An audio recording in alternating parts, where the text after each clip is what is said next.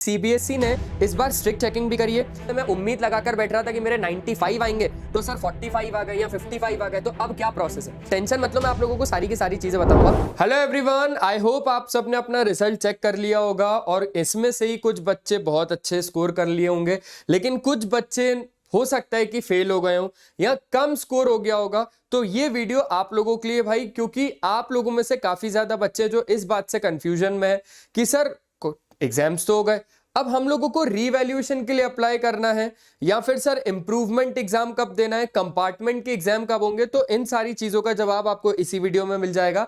लेकिन उससे पहले ना मैं आप लोगों के साथ कुछ बातें शेयर करना चाहता हूं।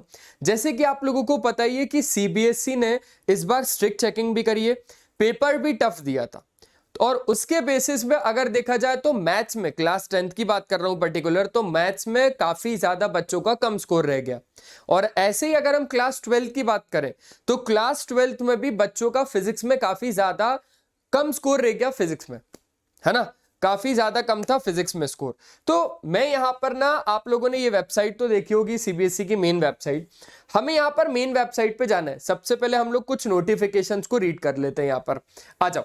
तो यहां पर आप जैसे ही ऊपर जाएंगे तो लेटेस्ट नोटिफिकेशन में आपको ये दिख जाएगा कि यहां पर प्रेस रिलीज में डिक्लेरेशन ऑफ 10th और डिक्लेरेशन ऑफ 12th, तो 12th वाले यहां से चेक कर सकते हैं। अभी हम लोगों को 10th के लिए देखनी है कुछ चीजें हम लोगों को एनालाइज करनी है भाई यहां पर, इसलिए मैंने इस चीज को खोला हुआ है। मैं 2 मिनट बस, हाँ, पेन उठा लेता हूं बस। अब हम लोग शांति से इस पूरी चीजों को समझते हैं। पहले तो देखो यहां पर ये क्या है कि आप लोगों का 13 मई को रिजल्ट आएगा, है ना, जो कि कल आ चुका है रिजल्ट 13 मई को। उसके बाद यहां पर कुछ बातों पे हम लोग आज सर्वे कर लेंगे भाई। सर्वे क्या बोल रहा हूं मैं, मतलब हम लोग थोड़ी चीजों को यहां पर देख लेते हैं। जैसे कि सबसे पहले, हाँ, ये आ गया। अब यहां पर आप लोगों को पता ही होगा कि ड्यूरेशन ऑफ एग्जामिनेशन, आपका 10th का एग्जाम चल रहा था 15 मई से लेकर 18 मार्च को आखिरी एग्जाम था, और रिजल्ट आ गया आपका 13 मई को। ये आई होप आप लोगों को दिख रहा होगा, और अगर नहीं दिख रहा तो मैं इसको थोड़ा सा ऐसे, हाँ जी बिल्कुल, अभी सब क्लियर होगा, है ना। और टोटल नंबर ऑफ स्कूल और एग्जाम सेंटर भी आप लोगों को दिख ही गए होंगे। ये कंपैरिजन है 2024 और 2025 का। लेकिन जो हमारे लिए अभी मेन है वो है ये ओवरऑल पास परसेंटेज, सारे सब्जेक्ट की अगर हम बात करें तो 2024 में क्या हुआ कि रजिस्टर्ड कुछ इतने बच्चे थे, अपीयर कुछ इतने बच्चे हुए, और इनमें से पास कुछ इतने बच्चे हुए। अब देख रहे हो डाटा की हेराफेरी, देख रहे हो हेराफेरी, तो भाई हेराफेरी नहीं है यहां पर असल में। यहां पर असल में कि अपीयर अगर इतने हुए तो पास कितने कम हुए, मतलब पासिंग परसेंटेज इस बार कितना था, इस बार आपका थोड़ा सा बढ़ा है। मतलब 2024 से अगर हम लोग कंपेयर करें तो 93.60 था, लेकिन इस बार कितना है, 93.66। ठीक है, तो इंक्रीज इन परसेंट इतना है, इतना परसेंटेज इंक्रीज है। लेकिन अगर आप इसका थोड़ा सा उल्टा देखोगे ना तो आपको यह पता चलेगा कि ईयर 2025 में, मतलब यहां अभी इस ईयर की बात हो रही है, अपीयर इतने हुए और पास इतने हुए हैं, मतलब 7% ऑफ स्टूडेंट। अगर वो हम लोग मेजरली राउंड ऑफ करके देख ले तो राउंड ऑफ करके भी 7% ऐसे बच्चे जो फेल हुए। तो अब यहां पर भाई बात आती है कि सर हम लोगों को रीवैल्यूएशन, रीचेकिंग कि क्या करना होगा, क्योंकि कम मार्क्स भी आए सर, काफी ज्यादा कम है। और जिस हिसाब से मैं उम्मीद लगाकर बैठ रहा था कि मेरे 95 आएंगे, तो सर 45 आ गए या 55 आ गए, तो अब क्या प्रोसेस है। तो आ जाओ आगे की बात कर लेते हैं। ये रीजन वाइज है ना, और रीजन वाइज में अगर देखा जाए तो पास का जो परसेंटेज है वो सबसे ज्यादा कम गुवाहाटी और देख रहे हो नोएडा जैसे एरिया में। भाई नोएडा जैसे रीजन में अगर आपके पास 89.41 परसेंटेज है, मतलब 11% वहां पर अगर राउंड ऑफ में देखा जाए तो 11% बच्चे फेल हुए वहां पर। ये 5% का पूरा डाटा है आपके पास, आप खुद देख रहे हो, आपके सामने सब कुछ खुला हुआ है। ठीक है, चलो थोड़ा सा और आगे बढ़ाते हैं। ये ऑफिशियली भाई वेबसाइट पे है, इसने बिल्कुल मतलब बढ़िया तरीके से आप लोग अंधा विश्वास कर सकते हो, क्योंकि बिल्कुल वेबसाइट पर ही है। 2025 के अगर हम लोग ईयर की बात करें तो दिल्ली ईस्ट रीजन का है, सारे सब्जेक्ट में 95% है ना। दिल्ली वेस्ट में इतना है, और आपका इसको थोड़ा सा छोटा कर देते हैं, हाँ। तो यहां पर चलो ये बात तो हो गई। अब थोड़ी सी ना बातें हम लोगों को यहां पर करनी होंगी यार, इसके बेसिस पे थोड़ी बहुत बातें कर लेते हैं यहां पे। जेंडर वाइज अगर हम पास परसेंट के हिसाब से देखें तो इस बार भी गर्ल्स नहीं, क्योंकि बॉयज का तो आप लोग सब जानते ही हो, तो गर्ल्स ने बॉयज से इस बार भी बेहतर किया है 2.37%। ठीक है, यहां पर गर्ल्स का 2024 में जो पासिंग परसेंटेज था वो था 94.75 और 2025 में था 95%। मतलब इस बार बढ़िया है, इस बार पहले से बढ़ गया है। ठीक है, और बॉयज का कम हो गया उल्टा, पहले देख रहे हो और अभी देख लो। तो यहां पर ये बातें हो गई। अब यहां पर केवी और जेएनवी वगैरह का है, तो ये सब हम लोगों को नहीं देखना है। हाँ, एक चीज और कि भाई कैंडिडेट जिनका 90% से ऊपर स्कोर था और 95% से ऊपर स्कोर था, तो वो कौन कौन है। यहां पर 2025 वाले डाटा की बात हो रही है। तो यहां पर अगर आप देखोगे तो 90% से ऊपर इतने बच्चे थे। तो अगर पासिंग परसेंटेज के हिसाब से देखें तो सिर्फ 8%, सिर्फ और सिर्फ 8%। ठीक है, और 95 से ऊपर वाले तो देख लो भाई, सिर्फ अगर पूरा राउंड ऑफ में भी ले लोगे तो 2% बच्चे जिनके 95 से ऊपर आए। मतलब इस बार सीबीएसई देख रहे हो, इस बार देख रहे हो आप सीबीएसई का क्या हालचाल था।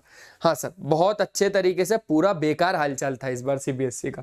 ठीक है, तो यहां पर अगर आप लोग देखोगे तो 90% और 95% का मैंने आप लोगों को बता ही दिया है पासिंग परसेंटेज। ठीक है, ये number of candidates placed in compartment full subject, सारे सब्जेक्ट में जो फेल है, तो हम लोगों ने राउंड ऑफ में डाटा ले लिया था ना कि 6% 7% जो भी था हमारा। ठीक है, इतने नंबर ऑफ कैंडिडेट्स फेल हुए। टेंशन मतलब मैं आप लोगों को सारी की सारी चीजें बताऊंगा। तो बस इसमें तो सिर्फ और सिर्फ इतना ही था, ये स्टेट वाइज था पूरा। ठीक है, लेकिन अगर हम बात को ध्यान से समझे तो यहां पर क्लास 10th में हमें ऐसा कुछ भी नहीं बताया गया कि हम कब रीवैल्यूएशन के लिए अप्लाई करेंगे, कब कंपार्टमेंट के एग्जाम्स होंगे हमारे, कब इंप्रूवमेंट एग्जाम दे सकते हैं। तो वो क्लास 10th में तो नहीं बताया गया है। लेकिन आप लोग जैसे यहां पर क्लास 12th की जो प्रेस रिलीज है ना, जिसमें डिक्लेरेशन ऑफ रिजल्ट हुआ है, तो यहां पर जैसे ही आप इसको खोलोगे मैं आपको सब बताऊंगा, एक एक इंफॉर्मेशन आपको बता दूंगा। यहां पर टेंशन मत लो, बिल्कुल भी टेंशन मत लो, है ना। आप लोगों के लिए ये वीडियो बनाई जा रही है, तो आप लोगों को बिल्कुल बढ़िया तरीके से एक एक चीज बताऊंगा मैं यहां पर। ये क्लास 12th का है पूरा, तो हम लोगों को क्लास 12th से अभी तो कुछ नहीं लेना देना। हम जिस हिसाब की अभी बात करना चाहते हैं तो वो ये है। हाँ, तो ये सब यही था कि आप लोग अपना रिजल्ट चेक कर सकते हो। ओके, बिल्कुल यहां पर आ गया है हमारा, ये रहा।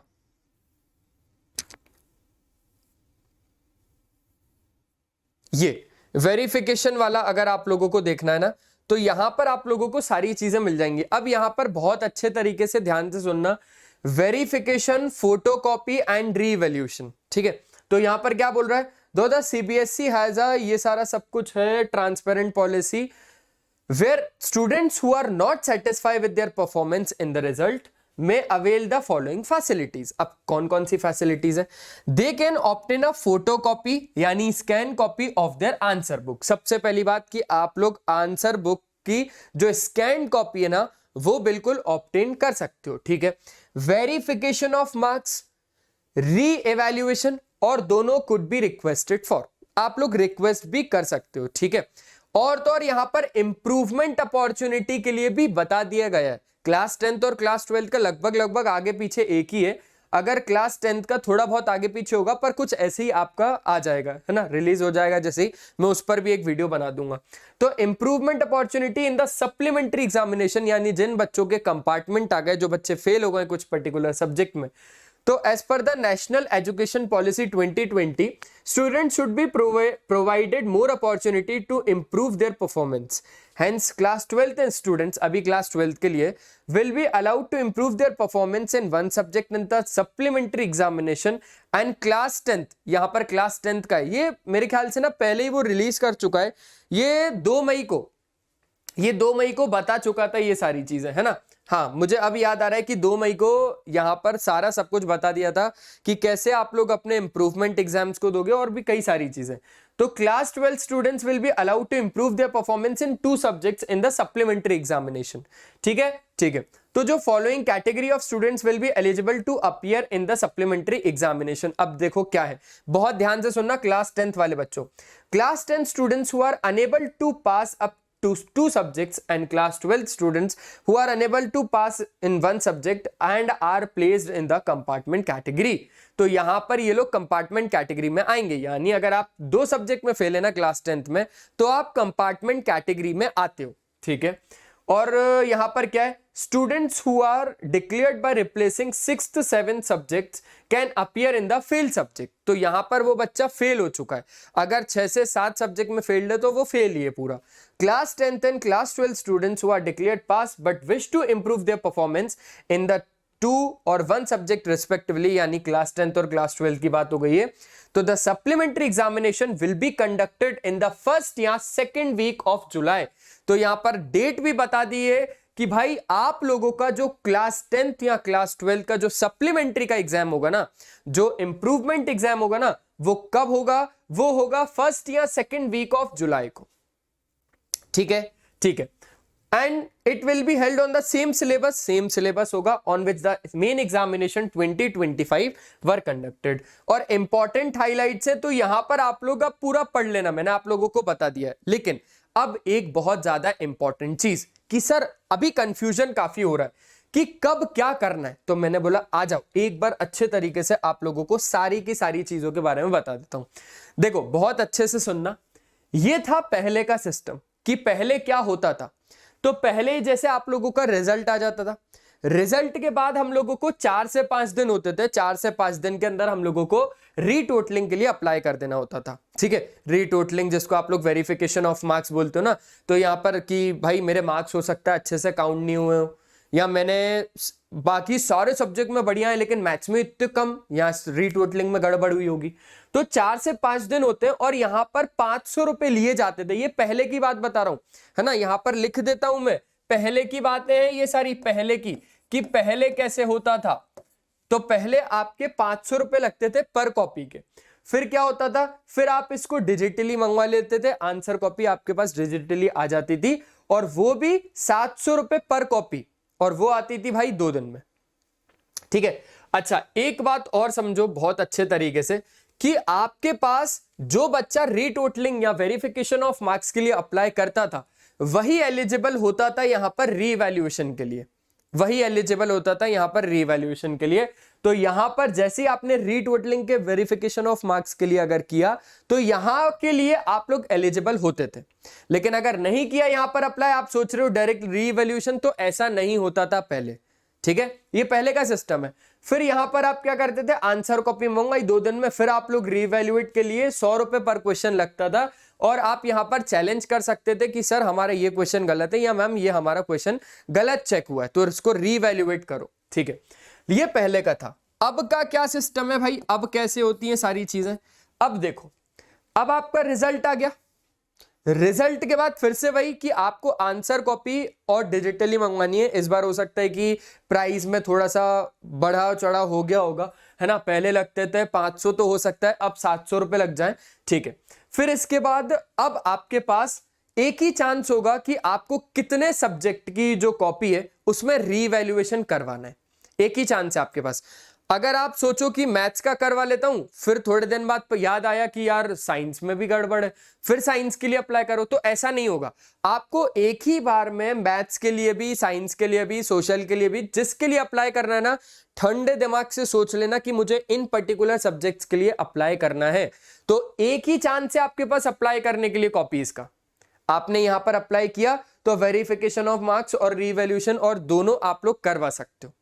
तो ये आई होप आप लोगों को सारी की सारी चीजें मैंने इसी वीडियो में मतलब कवर कर दी हैं और आप लोगों को समझ भी आ गया होगा, क्योंकि यार मैं जानता हूं कि बहुत सारे बच्चे ऐसे होंगे जो अभी काफी ज्यादा परेशान होंगे, क्योंकि उनके साथ वो कंडीशन हुई है जो मतलब नॉर्मल तो एक तरीके से नहीं है, वो बच्चा फेल हो गया है या बहुत ज्यादा एक्सपेक्टेशन थी मार्क्स की, 95% सोचे थे सर, 55 पे आ गिरा, बहुत कम हो गए मार्क्स। तो ये आपकी गलती नहीं है, पेपर टफ था, मैं आपके साथ हूं, पेपर टफ था, चेकिंग बहुत ज्यादा स्ट्रिक्ट हुई है, मैं जानता हूं ये चीज, ठीक है। तो किशोर सर आपके साथ हैं, लेकिन बस मैं जल्दी से जल्दी क्या कर सकता हूं कि बहुत सारे कंफ्यूजन होंगे, बहुत सारा बच्चा डरा होगा, बहुत सारे कन्फ्यूजन्स होंगे कि यार अब क्या करूं क्या नहीं करूं, तो मैं आप लोगों के लिए जितनी जल्दी होता है ना, मैं आप लोगों के लिए वीडियो बना देता हूं, ताकि कोई भी बच्चा कंफ्यूजन ना रहे। और प्रॉपर रिसर्च करके बनाता हूं वीडियो, ताकि पूरे पूरे दिन भाई, पूरे दिन किशोर सर रिसर्च करते हैं इन चीज़ों के ऊपर। तो आई होप आप लोगों को वीडियो पसंद आया होगा। शेयर कर दो इस वीडियो को, जिस भी बच्चे को ज़रूरत है ज़रूर शेयर करना, उस बच्चे तक ज़रूर पहुंचाना जिस बच्चे को इस वीडियो की ज़रूरत है, ठीक है। और जो पास हो चुके हैं उनको ये वीडियो पहुंचाने की ज़रूरत नहीं है। चलो बस, आई होप आप लोगों को सारी चीज़ें क्लियर हो गई होंगी। मिलते हैं हम लोग नेक्स्ट वीडियो में, तब तक लिए बाय बाय, अपना ध्यान रखें। और हमेशा की तरह एक ही चीज़ कि भाई अब जो 2026 वाले बोर्ड्स वाले बच्चे होंगे ना, वो पढ़ाई करते रहना, क्योंकि वो बहुत ज़्यादा ज़रूरी चीज़ है। चलो बाय बाय।